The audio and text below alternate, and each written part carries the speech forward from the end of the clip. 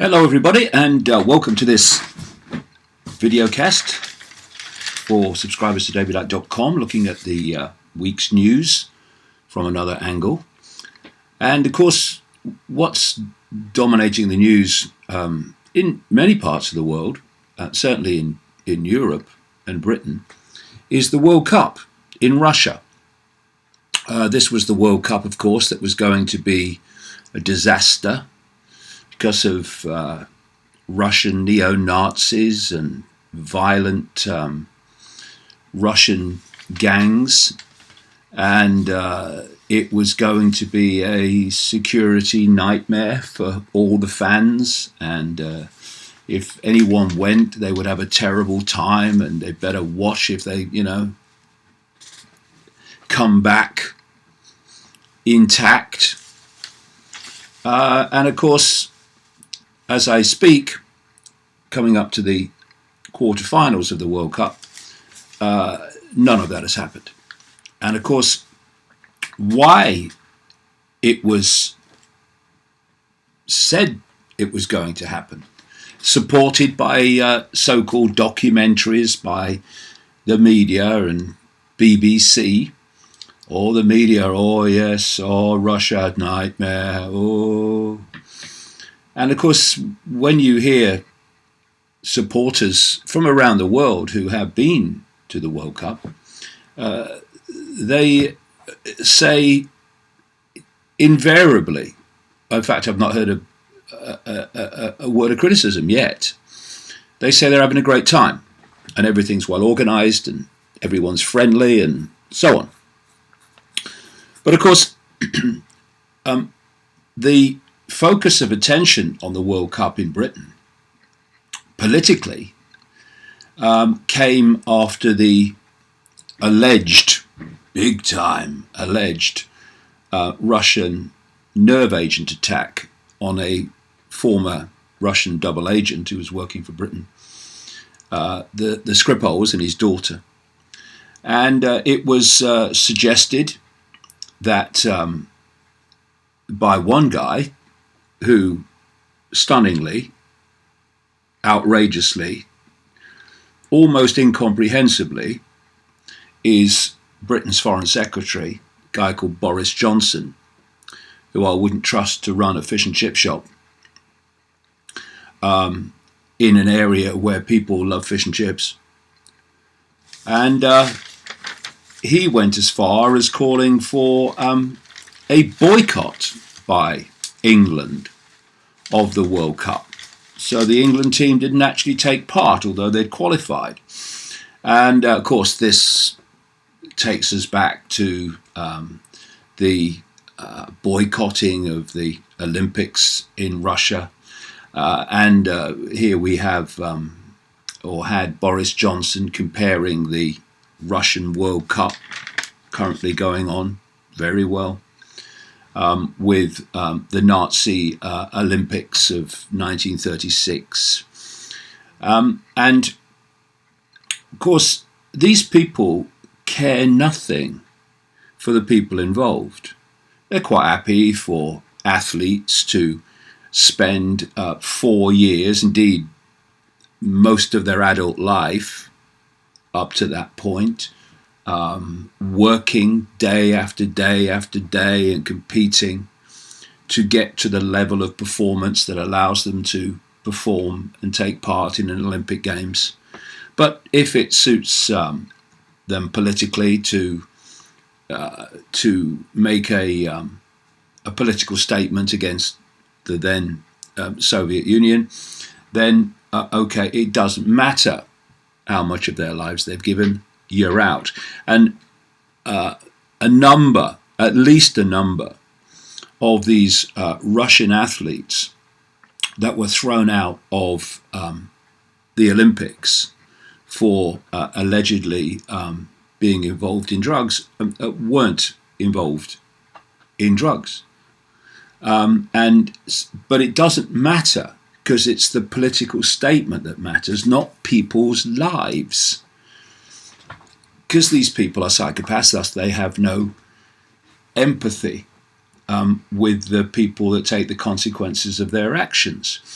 And we've had, and of course, should be very embarrassed now because England have never done well in World Cups, and suddenly they're in the quarter final for the first time in a long time. It's being played over this weekend. Where they go on, we'll see. But they've already done better than many of their predecessors, put it that way. And it's really captured the interest of the British peoples. The numbers for watching the game on television are phenomenal. And it's been very entertaining and very interesting, but, in an entertainment point of view. But UK Prime Minister Theresa May, when she was trying to make political capital out of the Skripal, Salisbury situation, ordered a diplomatic boycott of the World Cup after accusing Russia of involvement in the poisoning, with no evidence, of course. And this means that no British officials would attend the finals, including the president of the English Football Association, Prince William. So he can go to Israel, that's not a problem, where it's an apartheid state that treats the Palestinians with stunning abuse and just, picks off civilians and kids and women through a sniper's rifle. That's fine. Well, Prince William can go there, but not to Russia, because Russia has to be demonized. And of course, this is all coming back now to haunt them, because England up to this point have done pretty well, and more important, have captured the nation's interest and focus. The very idea that we should have boycotted the World Cup on the no evidence say-so of this bunch of chancers and retrobates that run Britain, and that British officials shouldn't go there. It just looks so ridiculous, which is what it was all along. And I do hope that it's a great reminder to people who might not look at this information but actually like football to remind themselves that governments and media lie to you, because as a result of all this demonization of Russia and what would happen if you went to the World Cup, fewer England supporters actually who would have been there have actually gone. And so we had a game this week between England and Colombia, in which the Colombian fans from way down in South America vastly outnumbered the England supporters. And how many England supporters were sitting at home watching that game in England, who would have, without having themselves frightened into staying home, have been in Russia now watching these games? And I do hope, like I say, that it's a reminder to people that governments and media lie to you. Not now and again, not here and there, all the time. And, if people couldn't have worked out, and of course vast numbers have, that this incessant demonization of Russia through the British government, the American government, etc., and the media, both sides of the Atlantic, was not coordinated in relation to the World Cup, then, they'll never work anything out because it was so blatant. So it's been very very nice, frankly, to see this whole thing go bang in their face as a result of England up to this point doing very well, better than many previous England teams have done in World Cups, and putting this whole political agenda against Russia in perspective. And of course, talking of the Skripals, I mean, hello, this is the most ridiculous, ludicrous, most transparent lie you can imagine in terms of what the government claims happened to this couple without producing any evidence. And we've had another update in the last couple of days or so when what it said, of course, is that the Skripals, one of whom is this double agent, were attacked with a nerve agent by Russia in the English town of Salisbury, which is just down the road from Porton Down, which is the centre of British chemical weapons research and development. Anyway, they say that this nerve agent was something called Novichok, which they said originally was only produced by the Russians, only the Russians could have done it. We then learn more lies, because, you know, the old saying, you know when they're lying because the lips are moving. Well, this does absolutely apply to governments and the media. Excuse me. So, we found later that actually the ability to produce Novichok was widely circulated and not just known in Russia. So then the Skripals recover. Now, how can you recover from a lethal nerve agent? I watched a documentary. It's a BBC documentary, so it only went so far, and of course not nearly far enough, but as far as it went, it was a documentary on Porton Down, this chemical weapons centre near Salisbury. And they were looking at the work that it did, like I say, very limited in what it really does. But they were pointing out the absolutely minute amounts of this, or some of these nerve agents, that could kill large numbers of people. So then we're told these Skripals were subjected to an attack by a nerve agent, weaponized nerve agent, not messing about, in other words. And they went to hospital and they both recovered. Now, what? And so the next question, obviously, is okay, they've recovered. Now, let's ask them publicly what the hell happened. But no.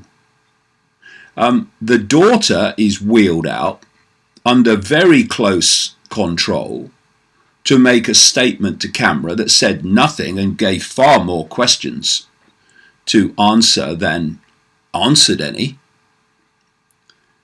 And we haven't heard from the double agent father at all.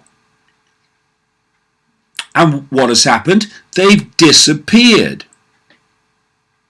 Now, the daughter actually says in a statement, by the way, that she looks forward one day to returning to Russia. So if what the Skripals had to say, if left to their own devices, question and answer, give us your opinion, don't read a script, was going to support the British government case against Russia, then they would not have been able to get them to a microphone fast enough. Instead, it's silence. And it's silence because if the Skripals were interviewed and gave honest answers, then the government's version of the story would be in tatters. And now we have, as I was saying, a development this week in which another couple who appear at this point as I speak to have no connection to any intelligence work have been taken to hospital in Salisbury after what is claimed to have been poisoning by Novichok in a place called Amesbury, although they are talking in the stories at the moment about the fact that they were taken ill in Amesbury, where they live, after a visit to Salisbury. Amesbury, by the way, is a village I know pretty well, actually. I've been there a few times. And it's about, the reason I've been there a few times, it's about, 2 miles, if that, down the road from Stonehenge in Wiltshire, and certainly not a million miles, to say the least, from Salisbury. And now they're saying that this couple has also been subjected to Novichok poisoning, and we await developments in that story. Someone said on the internet, maybe the Russians are trying to dispose of the entire British population at the rate of 2 individuals a year. Well, if they're trying to dispose of the Skripals, they're very bad at it, because they're still alive and recovered from this attack. So we now have this story being hyped up again, and not only are we not hearing from the Skripals, and not only don't we know where they are, but the government said they're going to buy their house. And it's so obvious that the story was a fraud and was designed as a means to bash Russia, and to, of course, one aspect of it was to try to undermine this whole World Cup tournament currently going on in Russia. Why? Because as we're seeing, the World Cup has opened Russia in many areas to be looked at, to be seen and observed by the world, because of all the focus, of course, on the football. And a different Russia is emerging in people's minds, even down to the fact that people took a lot of warm clothing, because Russia, of course, is cold, always cold. Well, it is cold sometimes, but of course, in the summer, we've seen in the football games, it's been very hot. So even down to simple things like that, the global perception of Russia is not what is actually factual, what is actually the truth. Now, I'm not saying for a second that Russia and Russia's government is God's gift to benevolence, and it's like some angelic operation. It's not. If you're going to stay in power, as Vladimir Putin has for a long time, such a long time, and have absolute power, certainly at the level he works, over the Russian society and the direction it goes, then you're not a Sunday school teacher handing out sweeties. You're ruthless, and you are not messing about. But there's no shade of grey in the way that Russia is promoted and presented in the global media by global governments. Because all governments are ruthless. All governments manipulate. But the global perception of Russia has been way, way out. And what they've been doing is using the the example of the Soviet Union and trying to get it in the public mind that Russia is still the old Soviet Union. Now, I'm sure there are bits of Russia that still operate like the Soviet Union, but to say that Russia today is like the Soviet Union of those Russian leaders who all look like they'd just come back from a funeral. In fact, many of them look like they were going to one, their own, most of the time. Like bloody waxworks dummies, some of them. But we are seeing, thanks to this World Cup, a different face of Russia, a smiling face as opposed to a scowling, just coming back from a funeral face, which of course the Soviet Union, that was the face of the Soviet Union that was put to the world. I am absolutely delighted that these people that were trying to use a football tournament for political ends, Johnson, May, and all the rest of them,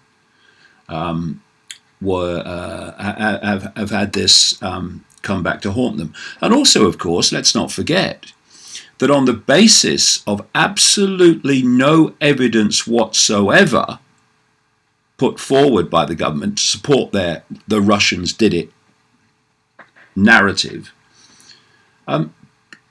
many countries sent back Russian diplomats, expelled them. On the basis of what? America did.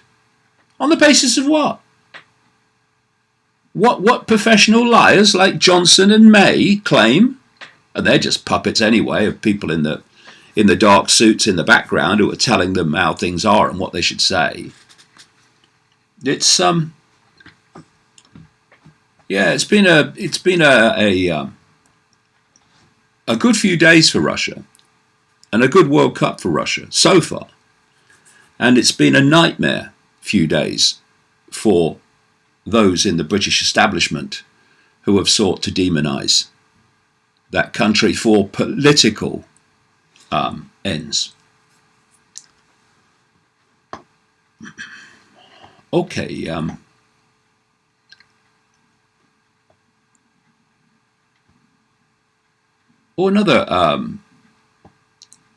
Another story from this week about the Skripals story. Contaminated items from attempted assassination of former Russian spy Sergei Skripal will be burned at 1,200 centigrade, hotter than molten lava.